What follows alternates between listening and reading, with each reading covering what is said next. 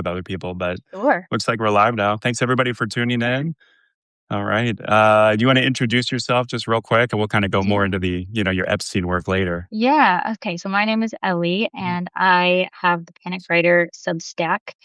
And I'm kind of, humdrumming around other social media, but I mostly hang out on Substack and I write, political pieces, personal pieces, and sort of the cross section of those too. How much do you balance the personal pieces with the kind of political results of your, I guess, suspected doom scrolling? I'm a doom scroller all Yeah, day, so right. I think I was raised politically and to be like civically minded. But I'm also raising kids, and so I mean, even before the whole Substack situation, I was writing political pieces and sort of in the mindset of what's the world I want to raise my kids in. And so a lot of that centered around the 2024 election, and we were going to like the women's marches and doing different things like that. And now it's, now we're in the system that we're in once again. And so I do write personal pieces of things that have how this has affected our family or our community, probably more our community because we have like a very immigrant heavy community and we have issues that are at stake with the Trump administration happening where we live. We live a little bit close to like Delaney Hall and some of that stuff. But also with a lot of like the Epstein survivor stories, that's just that piece of it is, I mean, I think that was kind of like the universe sort of pulled me into that one. That wasn't really the hmm plan, but I think for me that a big piece of that is just raising kids in a world where you don't ever want something like that to happen again. And so how do we fix that? But then how do we prevent it in the future? Yeah. Well, a testament to your work is this steady stream of hearts that you are getting. You're just getting constant Thank hearts, you. like the last Thank you. 3 minutes straight. But first up, I wanted to touch base just with some of the more recent today's like Supreme Court decisions. Do you have any strong feelings on Mm, that? yes. E. Jean Carroll's case, Trump's appeal got denied, so I guess officially he's a rapist, right? Right, right. And I mean, Uh, I had the pleasure of meeting Eugene last September. There's oh, like a little nice. kind of like secret book club that happens in New York City. And someone brought me to it, which then meant I was on the invite list for the other ones. But like they bring in really cool authors and you sit in somebody's living room and they don't tell you the address until like 24 hours before. But one of them was for her book. And so we got to go in and she read some excerpts and then she talked to us. And it was interesting at the time because she said like, yeah, I've not received a dime. Like I haven't seen any of that money. hmm And supposedly the case she won, she already won it, but he lost the appeal for that. That's for like 5.5 million. It's a smaller piece, but that's for the actual sexual assault and battery. Supposedly that money is already in escrow and she should have access to it, but then, you know, should she have Are had you access? accusing Donald Trump of using litigation to avoid accountability for his actions? I mean, I don't want to put words. Um, yeah. So he's got that. He's got the 84 million, something like that. That he also owes her for the defamation case. So she may or may not have received that money, but the point is he's guilty. He's guilty of these things, and now he's running a country with these, on his resume. Yeah, right. Um, but I mean, I think that was just one more big piece of that. That's like, and when that case happened, the biggest thing for me when that case happened was the judge's statement after the fact. He wrote a letter after the fact, and he was like, "I do find Yeah, that he raped E.G. Carroll. That is, that's not. This was a defamation case. This was not a criminal case." But he's like, "I do find that actually happened the way she described it, which I found really right. profound." Yeah, it's So yeah, it's unfortunate that it is a civil case, so he can't yeah, be like officially registered as a sex offender, which I think a lot of people would be pro yeah.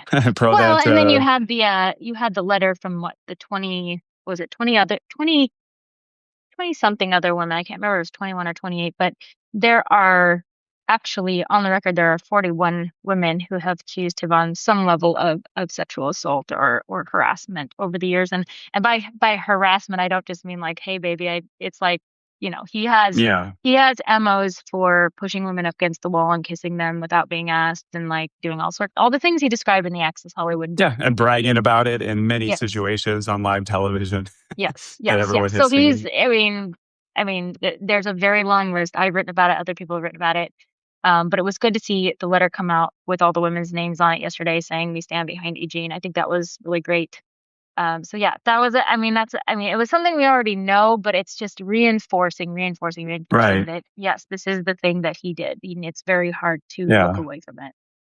Do you have any idea what's taking so long for someone to just start reading all the names of the perpetrators on the House floor using the kind of free speech loophole that they have? Like they keep talking about doing it and threatening to do it. Like, what is the holdup? Why With doesn't someone the, just do it today? so like specifically to the Epstein files, you mean? Yeah. I know a lot of people have asked like the victims to do that, and I don't think they need to do that because I think we keep asking them to like litigate their own case, which, it's 30 years later, they shouldn't be doing that anymore.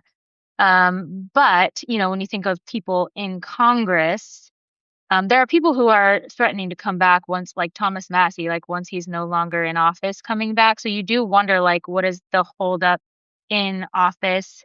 What is, and a lot of it has to do with the power of their legal teams. Hmm. For the women, for the survivors, the reason that they shouldn't have to come forward and say these names is there is no pro bono lawyer that they're going to have that can go up against Leon Black's lawyer and win, right? They're Hmm. just, I mean, financially, powerfully, that's just not going to happen. And they can try their best. They will do their best. The lawyers are amazing people and they're doing a good job.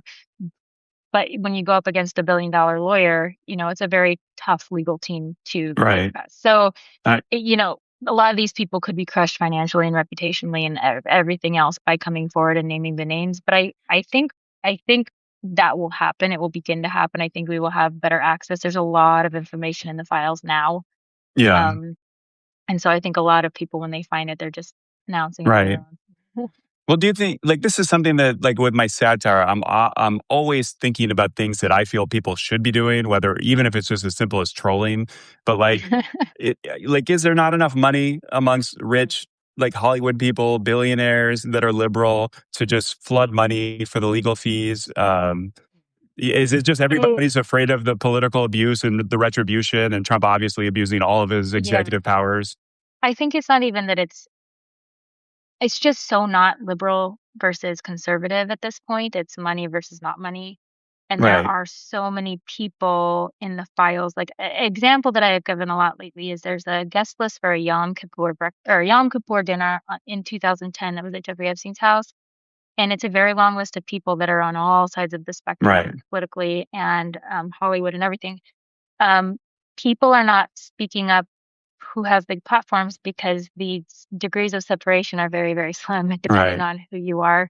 If you're anybody who made above a certain amount of money, you're very close. Most of Congress, it was a circle of people. If you're in New York City, if you're in DC, it's, I mean, it's a lot of people, but it's a relatively small circle and everybody's very close yeah, to it. And so I think most people are not speaking up because if they're not in the files in some way, shape, or form, not saying they're abusing children, but, a lot of people were connected with him or had right. And financial took his connection. money. Yeah, right, Yeah, and so they don't want to speak up because they don't want that to be made public. But even if they aren't, someone they know is, and so it's just like this a bunch of nepotism, and it's why I say like if we look at Congress, if we could just like clear everybody out, get a brand new Congress, of people because this is a very generational investigation too. Like it's above a certain age. If you're right, younger than a certain age, you're not in the files. Like there's just that's just how it works. And so it's like if we had a younger Congress, we would have nobody connected to this court case.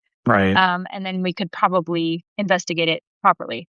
Yeah. Do you think, well, like, how nefarious would you say? Because you've been doing a lot of stuff with the Epstein files. You're Hmm. actually reading Virginia Giuffre's, Hmm. I guess, the transcripts of the things that she's been involved in. Yeah. How's that going for you? Are you getting a good reaction? Are you learning anything new, kind of like literally Hmm. doing like the theatrical element of it? I try not to be too theatrical, but I also want it to be Um, I want it to be read in a way that people kind of like hear her voice and not just me like reading words on a page, Right, like, because we were roughly the same age and grew up at roughly the same time. The reason I do that is I was at the Trump Epstein reading room and I participated in their filibuster where for 24 hours people read from the files out loud and then they had people there watching, but then they had people kind of across the country on different platforms watching. And it just struck me, and I was talking to the man who heads that up, and I just, he said if we did this properly, we would be doing this for a couple years. We would just be reading straight for a Yeah. couple years. And I can't do that all by myself, but I just thought, why not continue to read the files out loud? And then whoever wants to listen can listen because people, I'll post things that are in the files. I'll post little clips or whatever, in my notes on Substack. And people are like, oh my gosh, is that from the files? Like, that's shocking. And it's like, yeah, this is in the files. Like, all this stuff is in the files. And so if you just make something public, like Virginia Giuffre's deposition from Ghislaine Maxwell's court case, or not court case, excuse me, her civil suit with Virginia Giuffre for defamation. If you just read those depositions out loud, you hear a person's voice and you realize like the timidity of Virginia Giuffre's voice. Like she was not there, about to go write a book or like to get on I don't know, a Netflix special. Like she was Right. very timid, right? She was not excited about giving her testimony. And then you have other people, there's a lot of testimony in the files. Like there was a deposition with Jean-Luc Brunel's bookkeeper. And Jean-Luc Brunel was Epstein's business partner. He's from France. He was incredibly involved with child trafficking, and he also ended up Yeah. in a He jail. ran a modeling agency, right? And was Yes, that obviously moving people Epstein around that invested way. in. Right, right. Yeah. And in that deposition with his bookkeeper, she's got no skin in the game. She has no problem saying what she knows. She's not going to get in trouble for it. So she names people, Hmm. places, all the people, perpetrators, everything. And she's like, I don't know this person. I just know they were there. They were in the room. They saw this. They participated in that.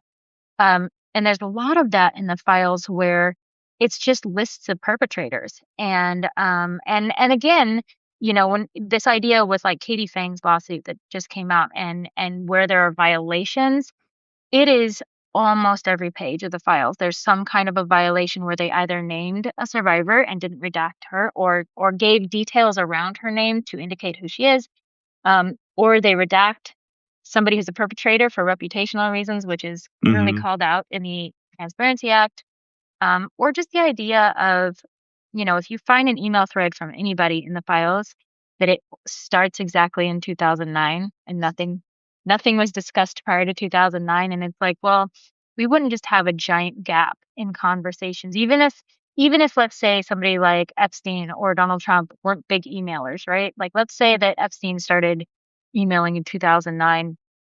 Other people were emailing, other people were scheduling, Right. there were flight logs, there were things, but there's just like a 10-year missing gap in the file. So just things like that, where you can say, I have my head in this sort of vacuum all day of information, but I can't assume that everybody else does.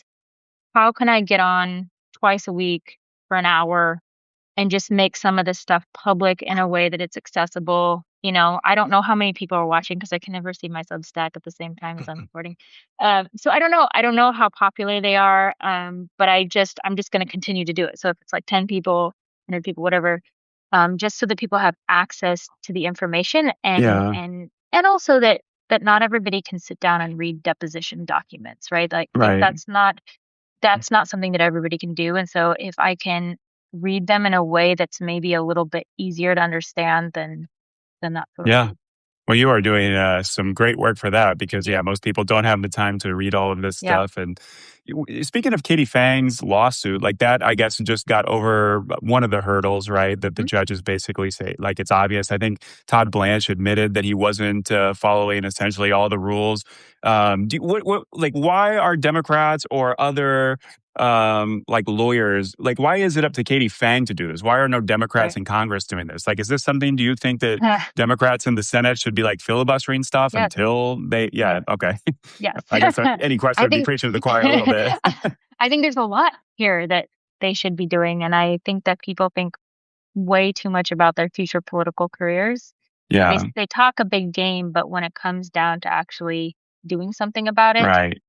you see people stand out. You see people who will go get pepper sprayed at Delaney Hall. Like you'll see some people doing things for their constituents, but this is a big one that a lot of people are doing a little bit, but not very many people are doing a lot. And sometimes I get frustrated because we'll hand things off to Congress that we find, or I'll mention something in a document and they'll be like, "Oh, who's that guy? I've never heard of him before." And I just want to say, Yeah. how am I I in my know. Yeah. blog, It's like aware of malpractice. this, but you're in Congress and you've Right. never heard of this? And I get that they have a very heavy workload, but I think there is sort of a middle ground where people could be much more active if people thought less about like what their election's going to look like and more about Yeah. this. They'd probably be a lot more electable if they were really vocal and Yeah. making a That's the difference. Well, thing that's that what they like do. strikes me is like I feel like it's kind of an easy win to be a hero if like you like Mhm. somebody that went to the parties and didn't do Right. any of the icky stuff, but it's like, hey, here's everybody I saw, here's the offhand comments I Mhm. heard. Like it seems like low-hanging fruit to make yourself a hero. Yeah.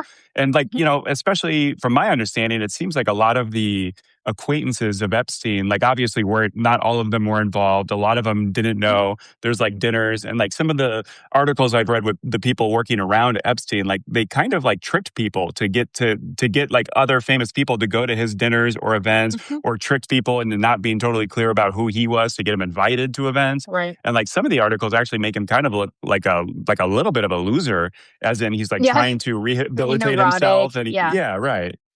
Yeah. I think there was a lot of that, and you do wonder like what was the sauce there that he was getting these people to kind of do all his fixing. Because you're right that there are a lot of people who are coming out as very nefarious. And I mean, I've written about Michael Wolff, but there's like Michael Cohen, there's other people who were aware of information at the time where you just think, man, if they came out and did this the right way, they could be superheroes, right? I have Yeah. all the Michael Wolff, information. especially. Like he's Yeah, got like I those have, hours of transcripts that he says no yeah, one's like, interested in. yeah. And It's like, no, I I think just, everyone's interested. like, if you wanna be the hero and have book deals for the rest of your life, Yeah. like, get it right and help and, stop making money off it and start helping. And there's so many people in the files and, like and there's this, like, I was reading through Bill Gates's transcript, and this and then also, Howard Lutnick, and this blatant, like, disregard A or just, "I didn't know that he was a sex Yeah. offender." You know what I mean? And it's just like, if you can tell with Bill Gates especially, you can tell that Melinda figured out right away what his Yeah. criminal convictions were, why he went to prison, why he what is that she figured out. Bill Gates was like, "I don't know." And it's like, in what world would you have a $1 billion foundation go work with a guy that you heard had a criminal background Yeah. in possible sexual something, and then be like, "But it's just not our policy to look that up." Like, this is a $1 billion foundation that, like, gives Right. clean water for children. You'd look it up in every Yeah. scenario. You'd go look into this guy's background. So, just, like, there's this constant even people who are, like, reporters or whatever at the time who are hanging out with him, and there's just, like, this constant drum of, like, "We didn't know his background. We didn't know his Yeah. criminal history." And when I was writing about Howard Lutnick, I thought, he states that he's disgusted by this guy. We went to his house and he was talking about sexual things, and we were like, we will never be around that guy again. And then, Yeah. Spoiler though, five he's years his later, next door neighbor. 5 years later, he's bringing his kids to his island, and it's Yeah. like, in what world would that ever happen? And so I thought, you know what? They're all in New York. I'm just gonna look. I'm gonna do a Google search. This is the thing. We have Google. I'm gonna do a Right. Google search of how many headlines from just New York City newspapers talked about Jeffrey Epstein's criminal and sexual history in this period of time. And it was over 100. It would be so hard to not know if you were in his circle what his crimes were, and know that he, based on his reputation, likely did those crimes. Like, it's just Yeah. impossible to know. And so you see a lot of people just saying, "Oh, I went to his house for dinner. I didn't know it." And it's like, that was news. That was in New York Magazine. Right. That was in New York Times. That was everywhere. People knew about him. He had a reputation. And it's more men than women, I think, in that scenario that kind of turn a blind eye. But it wasn't. I mean, there were women in there in those rooms with him who just didn't seem to have a problem. Yeah. But And some weird Melinda ones where Gates was they're not like, one of them. Yeah. yeah. But there's some emails where they're even talking about like, oh, I'm bringing my daughter and her friends. Like that's Mhm. pretty creepy, you know? Absolutely. Because even like, let's say hypothetically you didn't know he had that criminal background, which is ridiculous. He's very big in New York City, disappeared for 13 months. Um, you'd know reputationally because he always had, that's the thing, like he was kind of weird. Like he didn't like to be alone, whether it was in his own house, which he was a hermit. He didn't like to leave. Everybody had to come to him. Or even just like in his email threads, when people didn't answer his emails right away, he'd be like, "What's going on? Are you gonna answer?" You Yeah. know, he gets very neurotic about being alone, right? And so he wasn't alone in his own home. He was always surrounded by people, and you have people like Michael Wolff who have documented statements where they say, "I noticed he had girls around him all the time. He had teenage girls around him." I did an interview with a guy who went to Harvard during the time that Epstein was like building departments and Right. making friends. And he was a student there, and he said, I noticed that he had girls around him all the time who seemed very young. And he's like, I was just a student there, you know?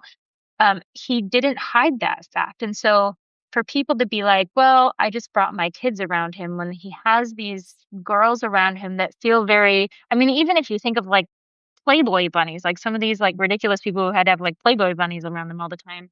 Like you wouldn't bring your kids around. Like that Yeah. it's a Right. very sexual in nature environment. So even if you thought that they were over 18, which I'm sure nobody was checking, it was still a very sexual environment. Every home had photographs of naked women and his assistants who were like, you know, helping at the Yeah. table. And there's a big 8 foot naked picture of her right there. It would be very, very hard to miss. In terms of the investigation, like how would you rate James Comer? He's the one kind of in charge of the committee over this. Is he like good faith acting at all? Are they just running out the clock, pretending to be Yeah. incompetent and I taking their think time? Like, is there anything redeeming in the stuff that Comer is personally doing? I think he's just a better actor than Todd Blanche. I think he's giving space for people to ask questions, but I don't think he's enforcing any rules that would put the iron to the fire. Right. And so you have all these depositions that are not under oath. You know, they're not on camera. We cannot see their body language. Like all the things that you would normally require, we can't have with these guys. Mm, They're just voluntary interviews, yeah. right? Right. And thankfully, you know, the House oversight is pretty good. They tend to be more leaning towards justice with this case. And so they subpoenaed Leon Black mid conversation because he was so resistant to their questions. But James Comer is, I think he would be just as happy to see this investigation sort of subside than be solved.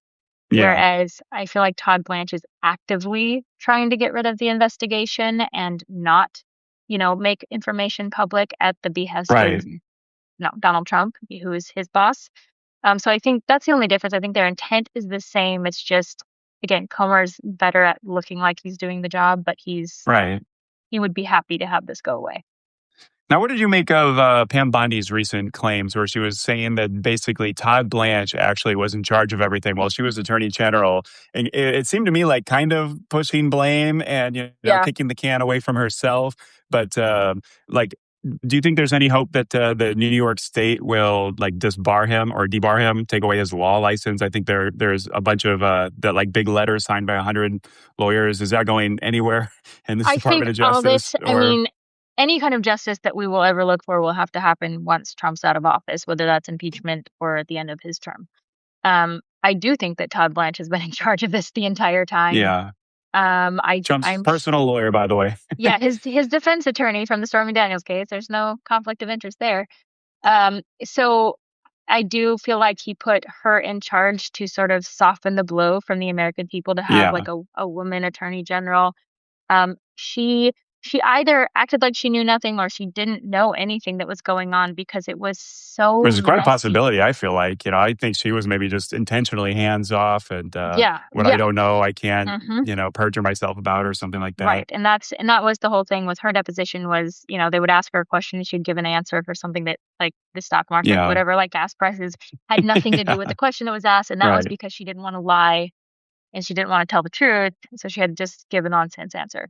Um, Todd Blanche has been in charge of this, you know, obviously at least since last summer when he was in that Situation Room and proffering Ghislaine Maxwell. And I'm positive he's known what's been going on the entire time, because the only reason we have files that we do, which is not everything. And I will say this, side note, you know, I was just the other day going like, we keep hearing that we have 3.5 million files. How do we know we have 3.5 million files? Like, Right. is there a count? Is there a way to count them? And so I was searching through, and it said there's no way to know that we have 3.5 million files. We were just told by the DOJ that that's what we have. And I was like, that is so sketchy. We could have a million, Yeah. we could have 500,000. As long as we have a number that's so big that it's basically unsearchable for one human being, we will not know how many files we have. But everything that we've gotten so far has been because of like citizen reaction, public reaction, screaming for something that we have a right to see, that should have been given, 90 days past the Transparency Act last December. This is how the justice system is supposed to work, and everything has been very resistant until people figure out about it and start yelling, basically. Yeah. So, like Right. when NPR figured out last, I want to say February, they figured out that there was 60 or 53, I think 53 missing pages of FBI interviews with a young Jane Doe out of South Carolina. The American public went nuts, and we said, give us those pages. And they eventually gave us 16 of them. We're still missing 37 pages. But we got part of what we needed. We needed to know certain things exist. And so it's been a little bit of pulling teeth. But I think that's what it's going to take. Now, I don't know how many files we have, how many more files we'll get. But we don't have nothing. Like every day we Yeah. find Right. something. Yeah. Do you think that things are actively getting destroyed when Democrats take over and maybe hopefully, subpoena everything right away? Like, do you think they're just destroying a bunch of stuff? I think that Probably. would be very hard to do just since everything's digitized. I question if Elon Musk didn't take a copy when he left, Yeah. because Yeah. Right. Doge had access to every piece of Yeah. information. I read a So lot my of guess, satire about that angle that it's just like so mhm, many people are involved that like from a national security standpoint, like how many people like Trump filled out the administration with people involved. So it's a little bit of a circular firing squad potential thing where it's, everyone has to lie and go with the lies because they're all implicated. So it's kind of mutually right. assured destruction. But I don't know, like with Democrats taking over and subpoenaing everything, and I'm sure, they'll do everything they can to slow everything down and refuse. They'll probably do all kinds of insane client attorney privilege claims and executive privilege claims.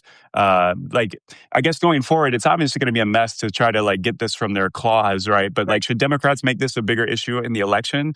Do you perceive Absolutely. it becoming like kind of a giant controversy again when the election and all the ads are coming out and candidates are really giving a reason why like Republicans do not deserve any power in Yeah. Congress? I think if they were smart, they would do that. I mean, this Yeah, has clearly been the number one issue in this government is right. those files, and it's bipartisan. And as far as like, will we have access to them? They've been really, it's a little bit of a clown show. Nobody's qualified for any of their positions that they're in. And we know that other governments have access to the files. We Yeah, know that, when you have all these FBI agents in there who have access to the files, the idea that there couldn't potentially be a leak of something is pretty slim. Like the right. files exist somewhere. But also, what I remind people of is, we got not a really big, we got like a 30,000 file drop or something like that in November of last year. That was really significant. It was photos, it was emails, it was a lot of stuff we didn't have. That all came from the Epstein estate, which is not run by the DOJ. The Epstein estate has probably more damning information because it is completely private. It is not, FBI agent redacted emails, that type of thing. It is all private information that comes from Jeffrey Epstein's home and his estate. His lawyer and his accountant, Richard or Indiyah Khan, they are in charge of that estate. And also, so you have those two who could pull the trigger and just say, here it is. I also believe, and this is just me, I don't, this is not a guarantee, but I also believe that Ghislaine Maxwell is probably in charge of the estate and has control over the estate. She certainly has control over Epstein's money, which is all still available, but probably offshore in something called the Southern Trust, because after he died, payments were still being made to this offshore Yeah, account. right.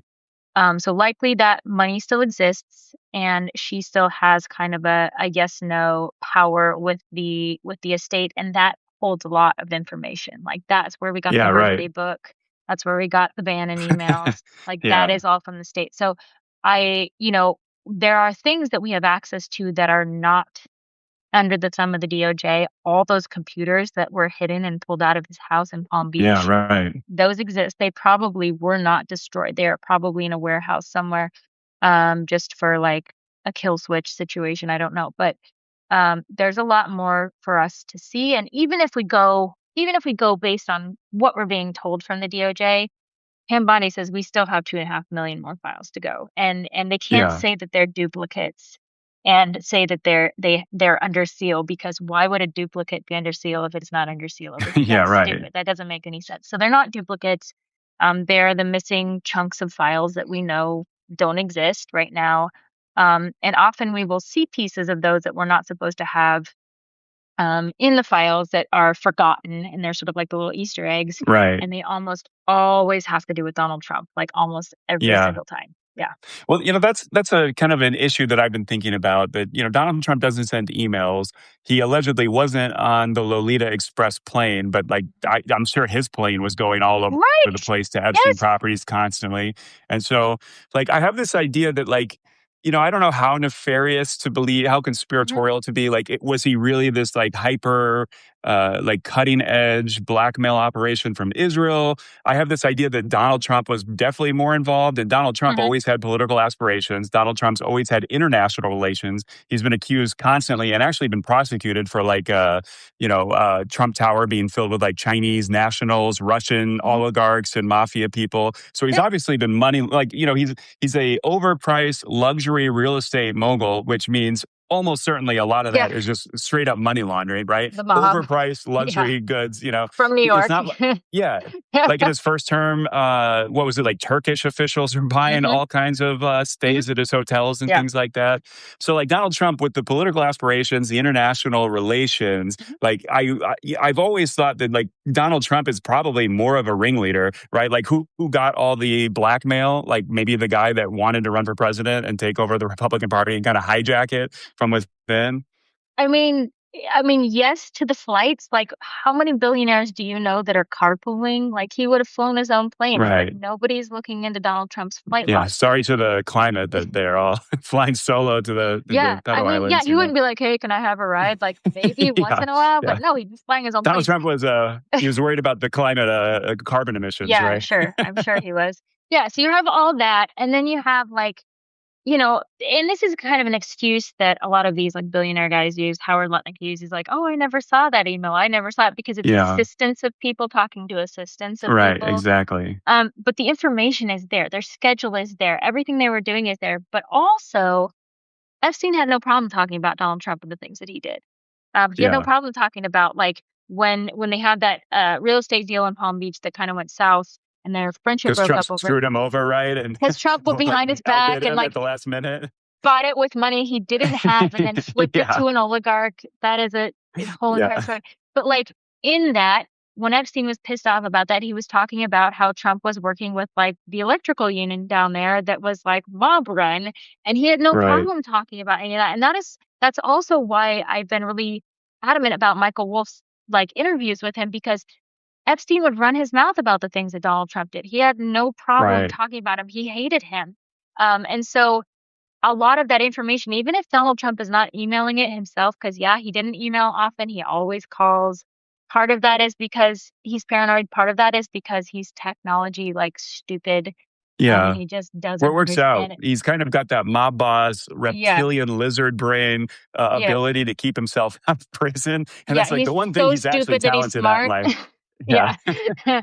So, but we would have a lot of information about him and his whereabouts and what he was attending and Right. photographs, and who knew who and who was where, that would you'd start to have credibility to the stories of somebody saying, no, he's been around for this long versus he disappeared in 2004 and they never spoke together again. That's probably not very likely. They were in the same circles, they were Yeah. in the same city. And there were some And emails in 2017 about spending Thanksgiving at the White House, right? Like, yeah, well, I mean, I try to take things very much with a grain of salt because, and I think it's just because I've read these things so like way too long. Like I've read the emails too many yeah, hours to where I start to sort of get in the mindset of what's humor, what's sarcasm, what their tone would right, be, what's the psychology behind it. I think 'cause he said something about the Trump boys are in Palm Beach this weekend for Thanksgiving. I think more of that has to do with the fact that whenever Trump was flying back and forth, Epstein's pilot would have to tell him, Trump's flying in at this time, and that was because they couldn't fly out. That means the airspace is right, closed. And so I think it was more that they just knew when the Trumps were coming and going to Palm Beach.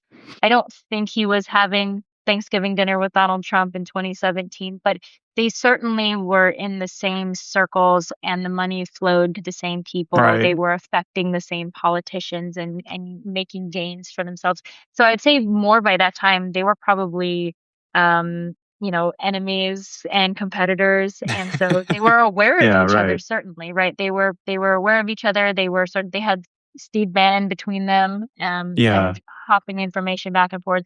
But So if I get you yeah, right, you're saying that Eric Trump wasn't just a good hang; that everyone wanted to hang out with Eric Trump. I mean, what do you think? Yeah.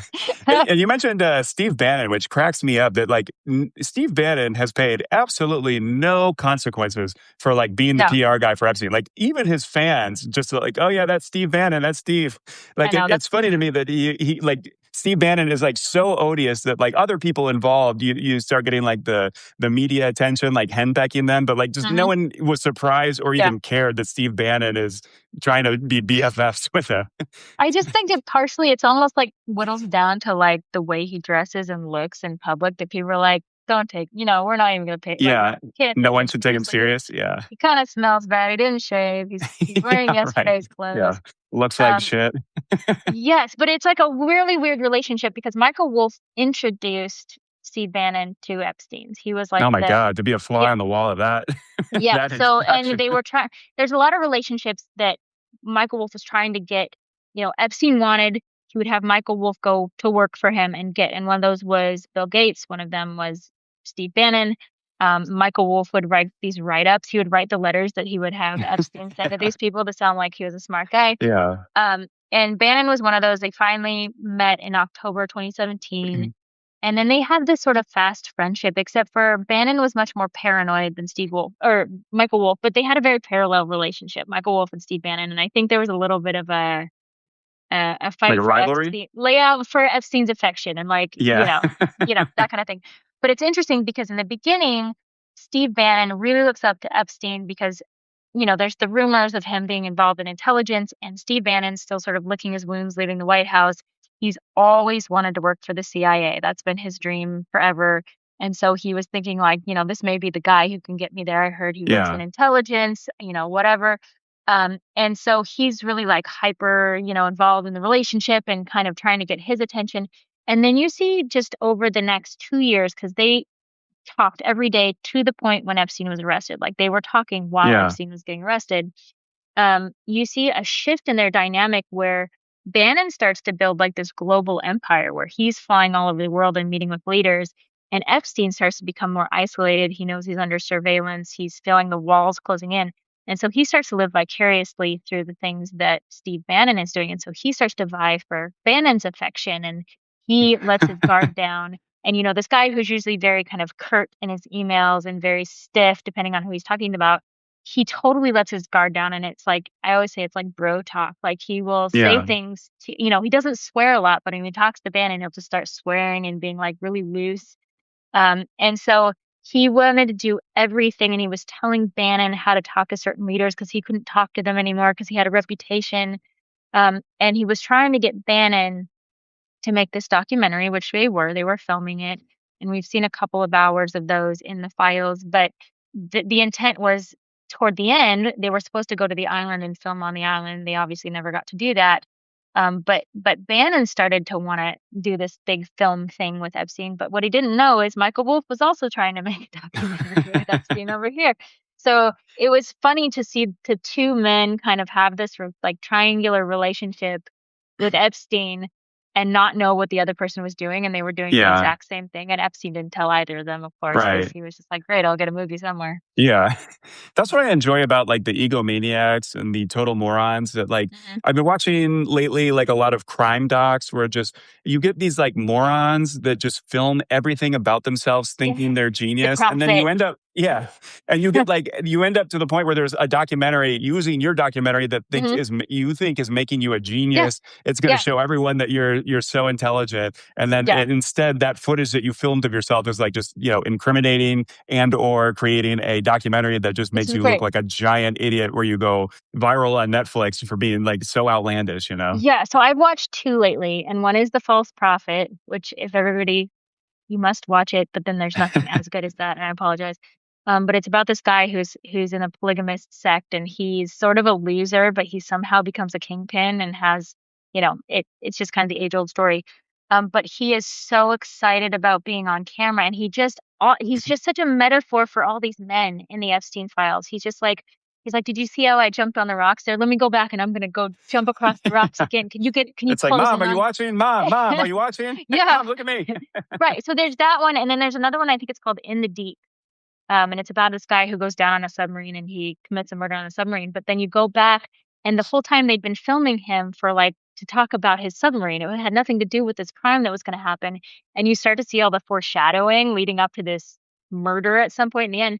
And you realize the whole time he's filming to go do a murder, and like all the Yeah. things he says, and he knows he's going to be Yeah. famous for committing this murder. And it's just like the level of sociopathy first off, but then the narcissism is, Yeah. I mean, it's now, I think, having read all these files, it's so easy to spot now, and it gives me such clarity for like how I will vote in the future, Yeah. who I will look up to, and Right. authors and actors and activists, because I can just see it now, and I'm just like, nope, oh, hold on, that sentence you just said, I see that you're a Yeah. narcissist. Right. It's just made me pinpoint, who are you out for? Are you out for yourself? Or are you out for good? Yeah. And it's in this entire story is a bunch of people who had like a t-shirt that said I'm out for good, and then they were just like, now I'm Yeah. gonna go screw you over, right? So it's Right. like, and it's so wild because we have all these emails from them, that nobody ever thought was going to be read. I don't ever think anybody's going to read my emails. I hope I'm nice in them, but like you have all these emails from people where they let their guard down because they don't think anybody's ever going to read them, and you see their true nature, and you're just like, oh Yeah. man, all these people are assholes. Like, Right. who knew Bill Gates was such a jerk, right? Like, and everybody Right. treated his wife badly, and she was really smart, and she protected her children, and he, didn't. And so it's just like, and that's hard to turn off sometimes. So now Yeah. Right. I'm like, don't look at that You person, got just the turn it eye. off. Yeah. You got the eye for the dark triad trace Yes, of yes, crazy yeah. people. Yeah, you brought up Michael Wolff, and you had this amazing quote. I want to read it. You were describing him that he segued from Manhattan media wise guy to Hampton's lifestyle influencer, complete with sockless flats and pioneer woman-esque backdrops in the just so farmhouse he shares with his wife. I just thought that was like a really good way I to kind just, of like introduce him. But like, just the is Michael sarcasm. Wolff? Yeah. Is he a villain? Is he an idiot? Like he's playing all sides because he came out with that Fury book about Donald Trump, seemingly Yeah. like burning a big bridge with Donald Trump. He's doing this stuff with Epstein. And then like, he was being a PR guy for Epstein. Is he just I like, think what's his deal?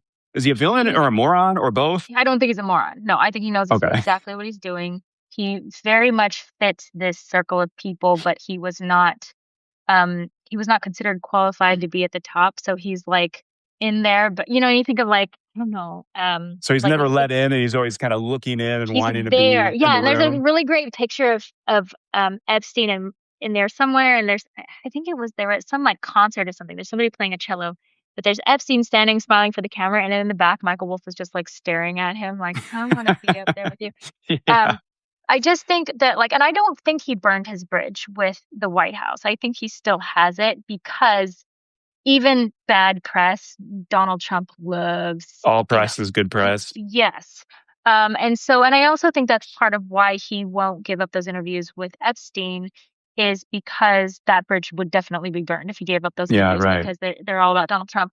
Because you have to remember, Michael Wolff had, in order to write that book, he had 200 hours or 200 interviews with people in the White House. So he has more interviews than Yeah. just with Epstein. He has a lot of interviews. Right. Um, I just think of him, he's just very typical. So I researched him for about 6 months based on some emails where I just went, hold on, this is not who I thought this man was. Because I read his books. I was really excited to see him come forward and start talking about Epstein.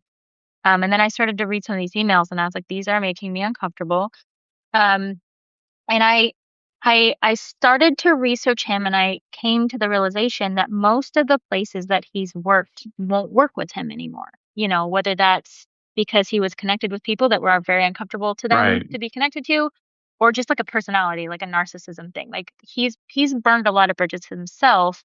Not the Daily Beast because he's very close with Joanna Coles. They've been friends for years and years. So that's a pretty stalwart platform for him.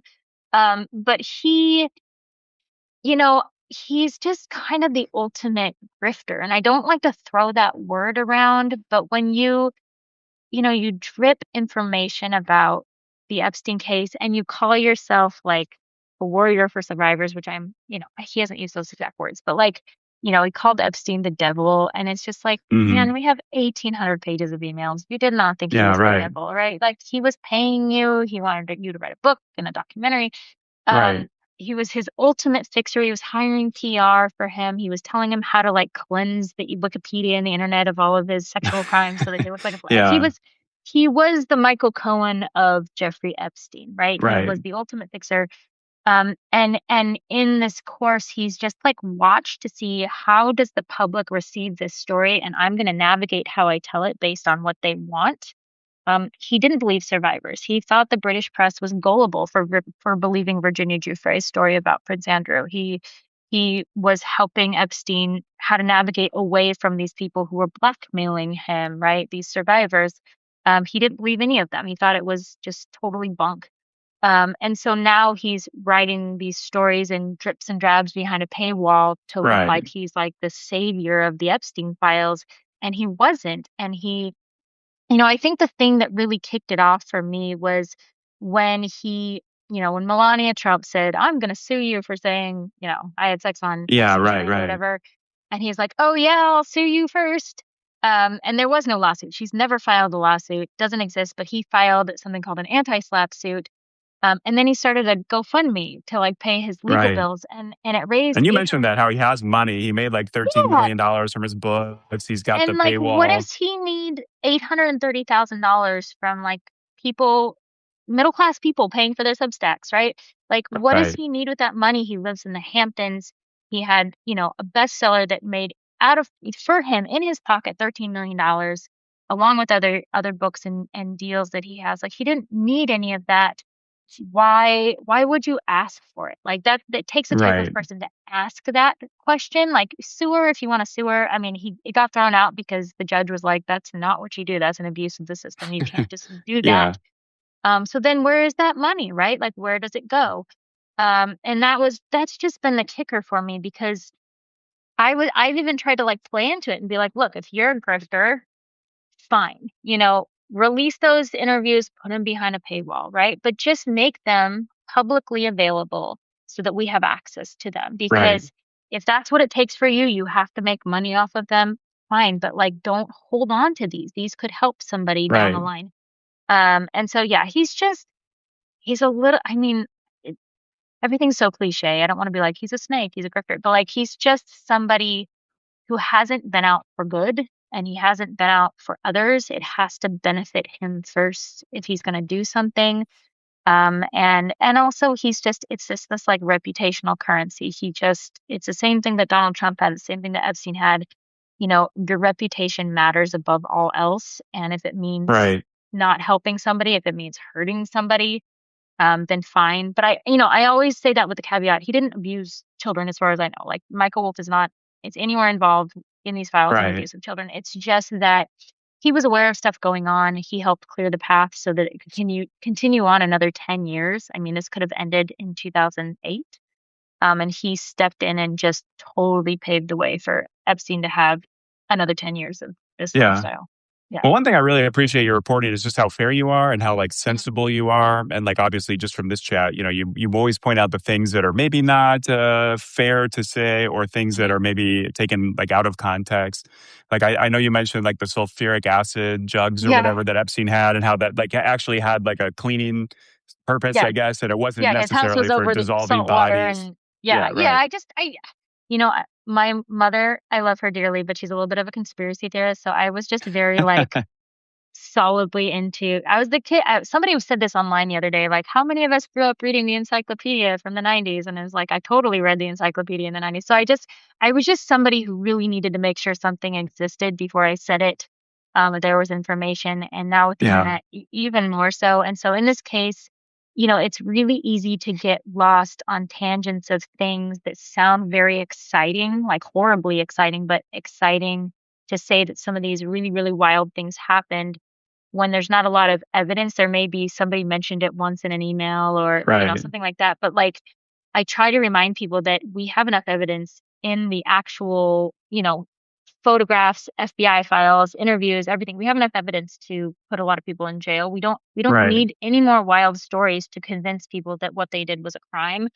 And so, like, when you see memes, you see photographs, there's one that always goes around where it's like Epstein and Trump standing in a room full of children, and people share it all the time. Mhm. And I remind them, I'm like, look at their faces. That is Donald Trump from like Yeah, 2012. That is right. Jeffrey Epstein from like 1985. Like, they wouldn't look like that at the same Yeah, time. right. This is not a real picture. And I realize we want them to have a picture like this to prove how terrible they are, but we already have this stuff. Like, we Yeah. already have the information. We don't need to go into really conspiratorial territory.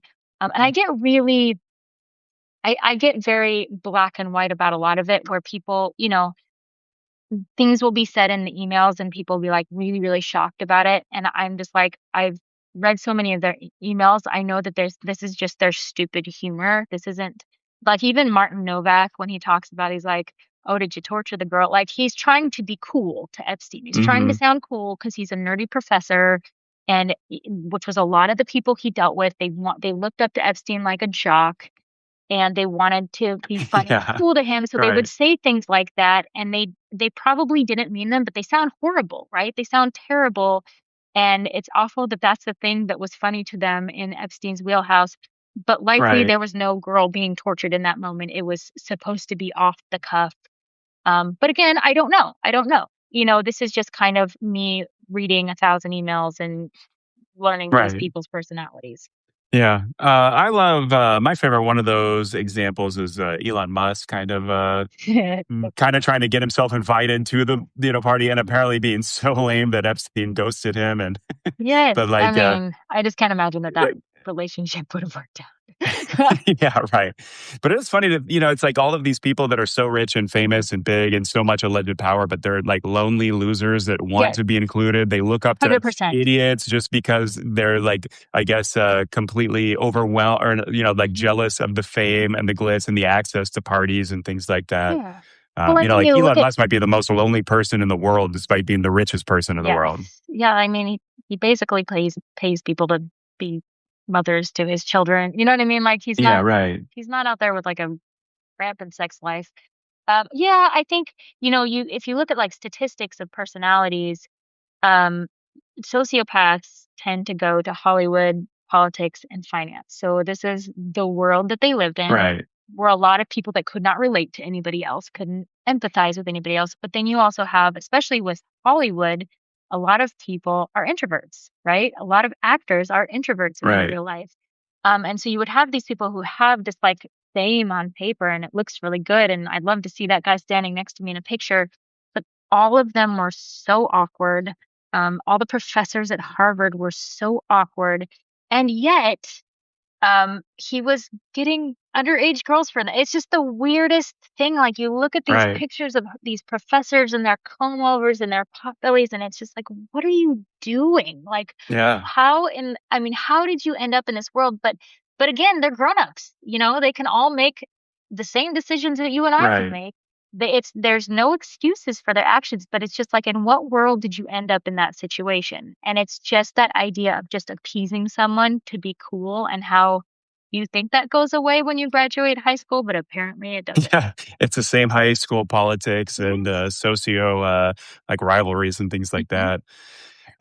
Like in terms of the people that like being bought into it, like the nerdy professors and things like that. Like I guess it's a testament to just how much like money papers over so many things in this world that like people with terrible backgrounds can kind of gloss over that if they're investing into building new buildings at a university or something like mhm. that, or giving the right donation to the right place. And it's sad that how much money just kind of rules everything. And even now, with Yeah. like so many people not coming out with it, whether it's they're worried about losing their jobs because of their connections and the emails and things like that, or just the grifters that all along were just trying to make money and get in with people to Mm. get some kind of opportunistic endeavor out of it. I guess it's sad that it's like the Yeah. Obama quote that like any boardroom you go into, or even meeting with like foreign officials and things like that, like everybody belongs in every room because everyone is kind of a moron. Like no one's really out of your league in terms of intelligence, Yeah. and especially like the rich people, because they get rich in one thing. Like you have a company that like sells bags, and you got super rich, and now you think because you're a billionaire selling bags or whatever, you Yeah. must be a genius at everything. And like no, you're actually an Right. idiot at everything, but you have this Mhm. like dark triad set of Yeah. traits that makes you like this insane Which businessman that gets rich. Yeah, which is interesting with Epstein, because he knew a little bit about everything, but he didn't know a lot about anything. And Right. so, and that's how he sort of I always think of that movie Catch Me If You Can, where the kid goes around and Yeah. Right. that was a lot of what Epstein was. When he lost his job at the Dalton School, he was picked up by Bear Stearns, but he was also offered a job at the New York Times by Punch Sulzberger. And it's like, for what reason? This guy is, qualified for nothing.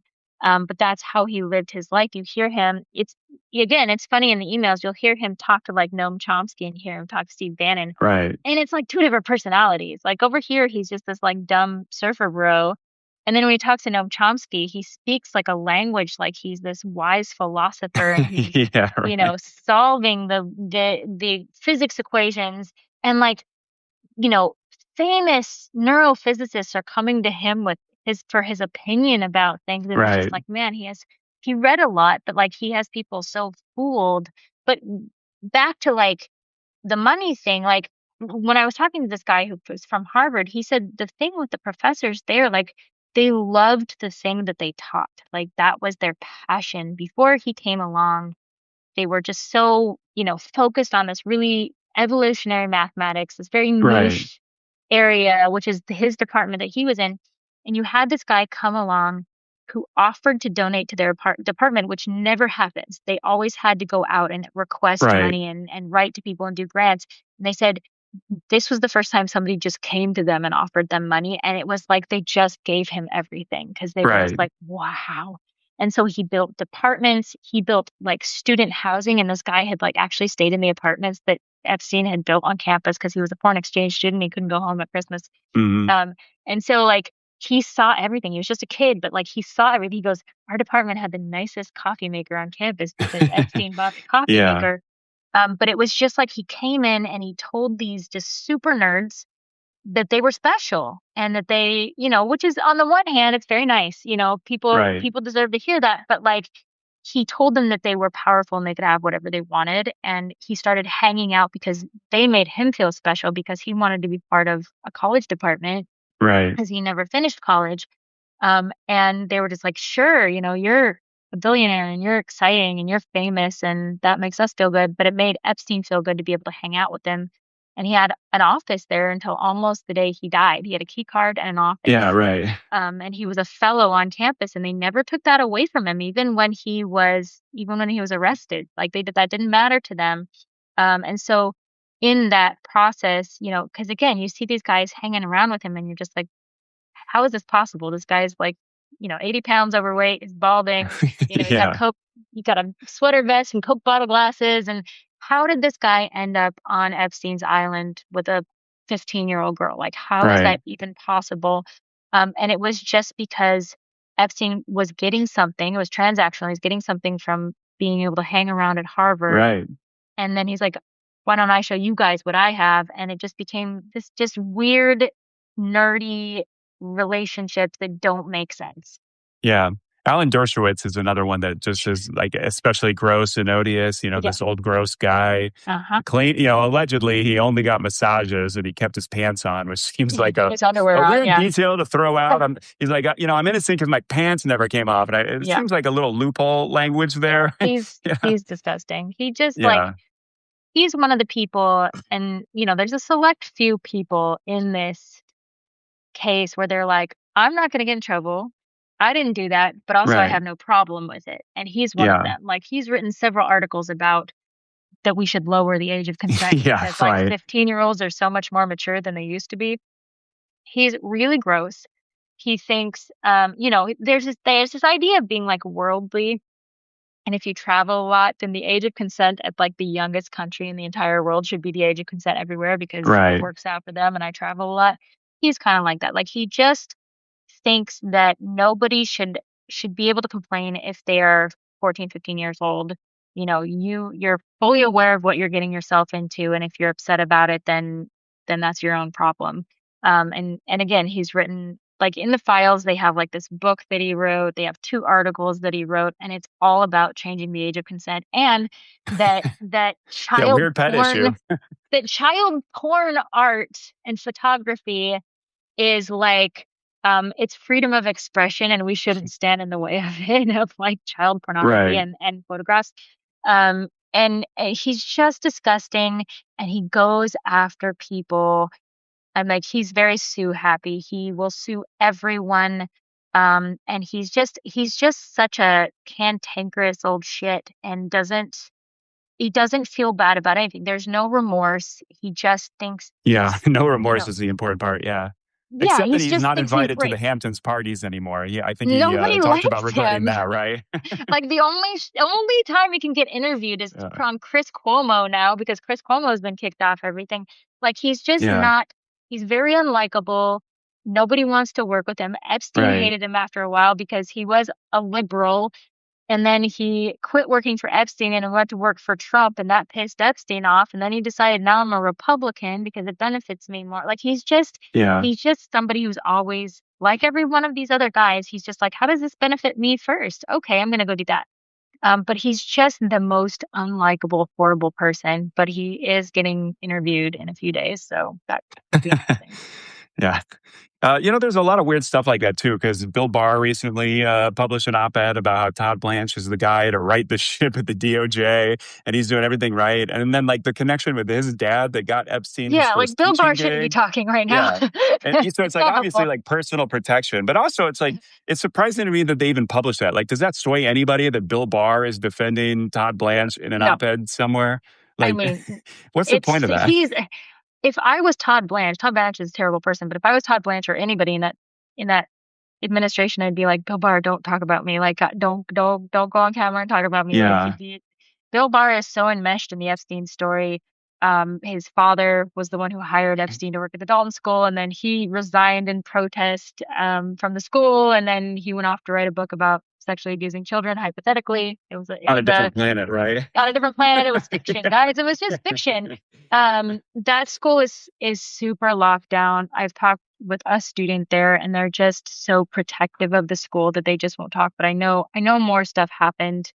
It's just gonna take time, or it won't. But like Yeah. there's a lot of creepy stuff surrounding that whole thing. But then Bill Barr is there the entire time. He was a very, very, very young man at the time. He was aware of Epstein at the time, and he sort of worked his way up into the Trump administration. And he was the AG when Epstein died, and like there's that whole controversy. Like he's just sort of always there and always Hmm. had power to do something. You know what I mean? What he did, we don't know. And then when he gets on camera, he talks. He just is very like oafish and like Yeah. unreachable and you never know whose side he's on because he's like against Trump sometimes and sometimes he's not against Trump. But he's too far in the middle of the story to ever get Right. a clear answer out of him about what he knew. Did he go to the jail? Did he visit? Did he, Well, yeah. like, Then there's like yeah, inconsistencies with the moving the body, right, and checking him in, and then like the camera being off for when he committed yeah, suicide and hung himself. nine Yeah, cameras were off. They only had 11, nine of them were turned off because they were updating their software. Like, it, and I mean, even if, let's say, it's all on the up and up and he killed himself and it is what it is, which, is an option. The amount of negligence on a floor of right, a jail where you had a high profile person who is friends with the president, who is part of a case for abusing over 1,000 girls, like, they would never have a cellmate. Like, there were just so many things that would never happen if it was somebody else. And that is something to pay attention to. Whether or not he killed himself, all that stuff allowed it to happen. right, Whether that was intentional or not intentional. Like, he shouldn't have been able to kill himself. He should have had enough surveillance. He should have had, again, right. all 11 cameras turned on. Like, we have this video of the jail cells, right? That people paid attention to and said, there's time missing here, here, here. And people think that it's pointing to his jail cell, but his jail cell is like down the stairs, across the floor, up the stairs, down a hall behind a closed door. Like, Yeah, we're not even right, looking anywhere near his jail cell. And so there's just very weird stuff. I know that the two guards on duty were indicted and then their case was dropped for not, for falsifying records, saying they were paying attention. But it's just odd. I was talking to somebody else who has been in that jail before for criminal purposes, and they said nobody who is as high profile as Epstein would have been in that unit, would have had a roommate, would have been going right, out for recreation, would have been, with his lawyer so much. I have a lot of concerns about that last phone call he made to his girlfriend, that were told over and over again doesn't exist. There's no transcript, blah, blah, blah. Because we have this whole file and we know the guard he spoke with, and he says, I don't have my prison ID pin, so I can't log into the phone. And the guard says, well, I'll log you in. And then he tells the other guy, give him 15 minutes or whatever.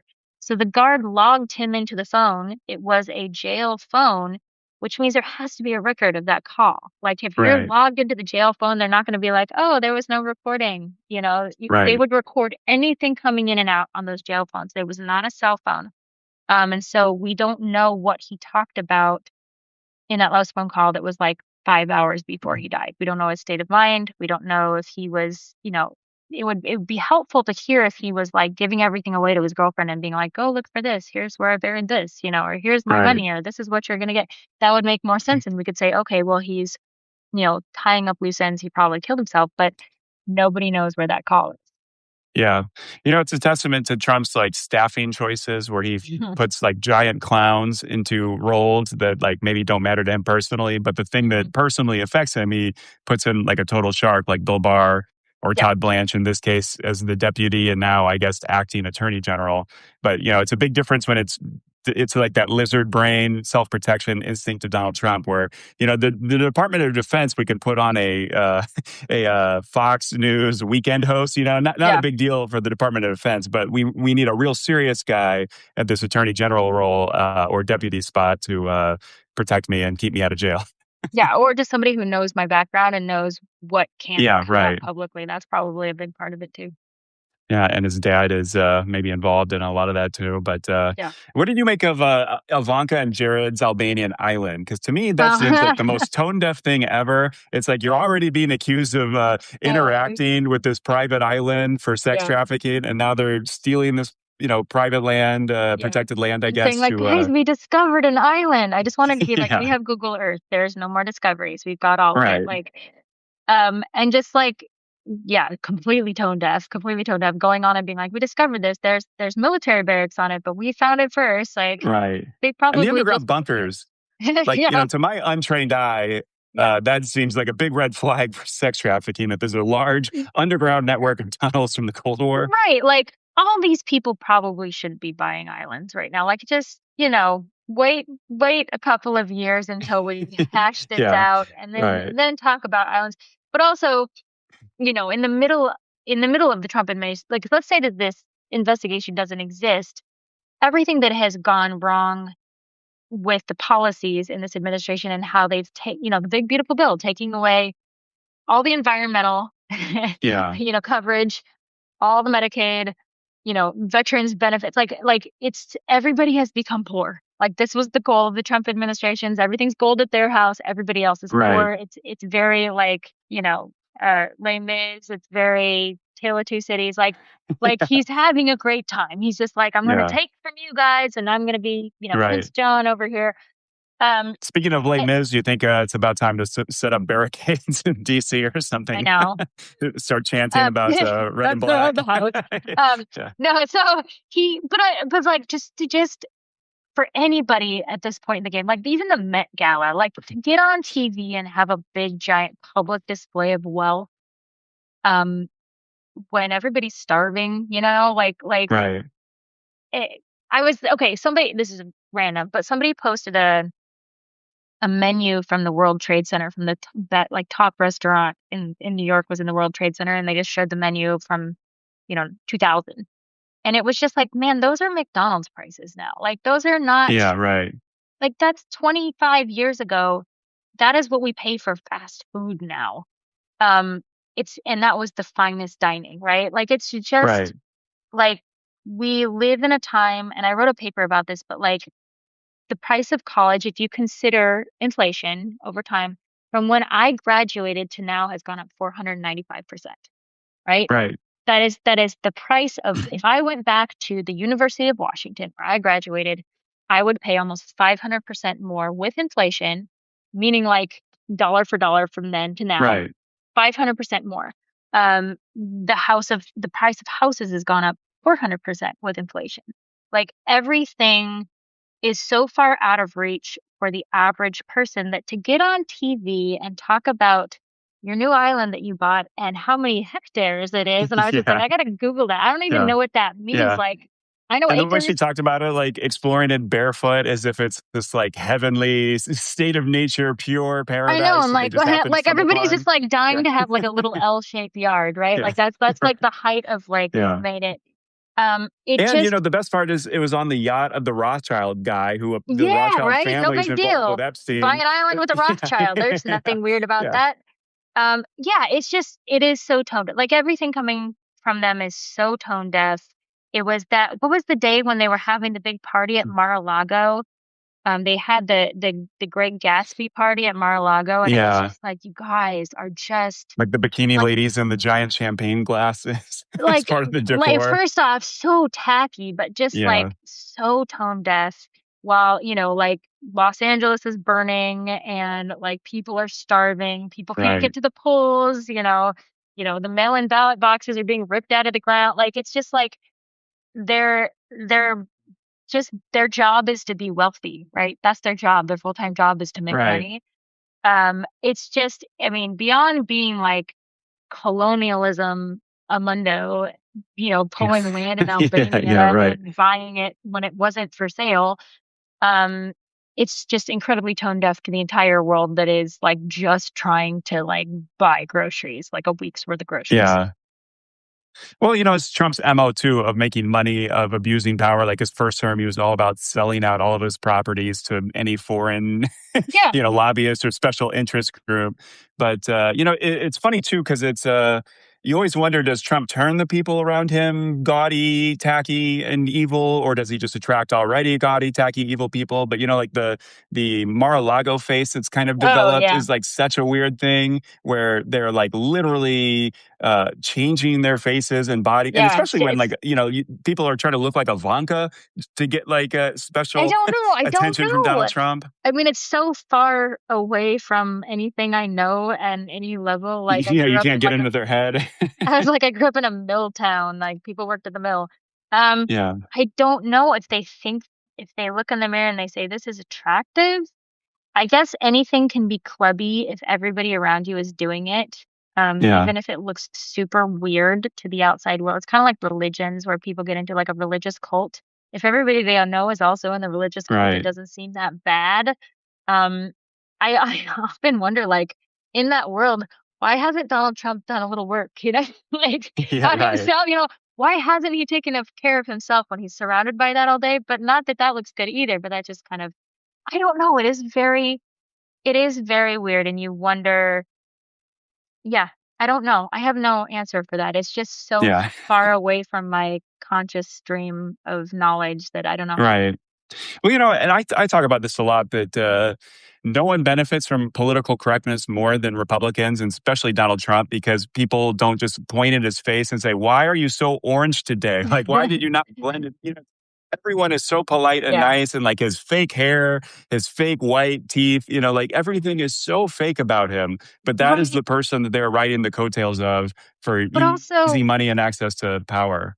like, why though? You know what I mean? When you look at Marco Rubio and the shoes, right? The Yeah, giant shoes. Like, why? Is there like a blackmail reason? Like, there just doesn't seem to be anything to benefit at this point, right? At this point in the right. game, you wonder what the benefit is because I mean, even if he screws over the election and tries to like not leave or whatever, like biologically he's on a clock, right? There's only a certain Yeah, period of time to where you would start to think that people need to kind of like move out of mom and dad's house and start to take care of their own political careers, yeah, right? right. But the things that people are willing to do and say for him when he does something so stupid like the reflecting pool and the fiasco and the paint ripping up, Right. and then he goes, he creates that somebody's tearing it up, and it's just so obvious what's going on, right? Like, it's very obvious. It's in front of our eyes. We've seen the process of it peeling away and the hydrogen Yeah. peroxide and all this stuff. And then he'll go, no, Antifa is cutting it with a knife. And all the people around him, who I assume some of them are very smart, go, oh, yeah, that's what's happening. That's what's happening. And it's Right. just like, and it's such, yeah, I mean, it's cliche, but like the emperor has no clothes. Like, it's like, Right. the people around him are such sycophants, and you wonder, is it like a cult mentality where you just can't think for yourself? Is there a benefit? Is there a blackmail? Like, what would make you, as a person who grew up in politics and went to Harvard or whatever you did to get to this point, what would make you throw all that away for somebody who's just like a hot mess dumpster Yeah, fire, right. you burning, rolling down a mountain? Like, why? I don't think it benefits anybody. I just think they don't know what they're doing anymore. Like, it's just like everybody's just kind of wandering around a little bit lost and Right. and trying to look to the person next to them, and they're a little bit lost, and so they're just sort of like, wandering around the room. Yeah, and the loss aspect's kind of interesting too, because that is kind of Donald Trump's like benefit is that he is so lost himself. Uh you gotta thought we were gonna No, have a I just special have guest little appearance. screechy kids. Yeah. Okay. But like Donald Trump, he has no real ideological leanings. He's not religious. No. That's all obviously a lie.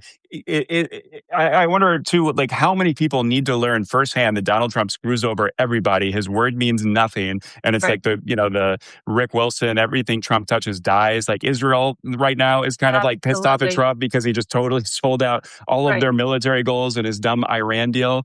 And so it's like not only are they they're like such hangers on, but the fact Mhm. that like they have to just totally change on a whim all of their Yeah. alleged beliefs, like free trade, for 50 years dominated Republican policy on everything, just out the window because Donald Trump doesn't understand mercantilism is a failed like economic Mhm. process that has never worked. And there's a reason every modern country no longer is just Yeah. trying to set up colonies and screw over everybody. Like I'm so amazed that people like literally tens of thousands of people have like gone bankrupt or lost money or been screwed out of deals by like Farmers. any relationship with Donald Yep. Trump.